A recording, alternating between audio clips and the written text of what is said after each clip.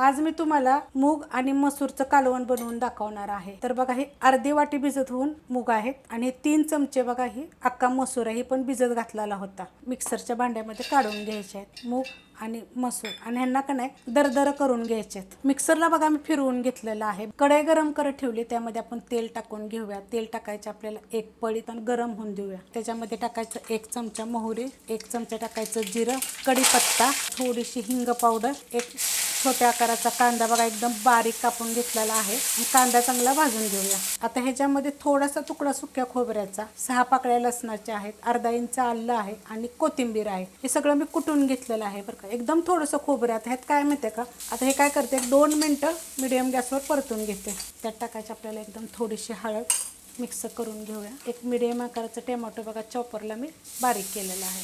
ह्याला काय करते एक मिनिटभर फक्त परतून घेते। त्यात टाकायचं चवीप्रमाणे मीठ, 1 चमचा छोट्या आकाराचा गरम मसाला पावडर, 1 चमचा आपला कोल्हापुरी मसाले मिक्स करून घेते। त्यात टाकणारे 1 चमचा जिरे धने पावडर। आता हे फक्त जरा परतून घेते। मिक्सरला बारीक केलं होतं का नाही दरदर ते टाकून घेऊया। एक 2 मिनिटं फक्त याला परतून घ्यायचं चांगलं।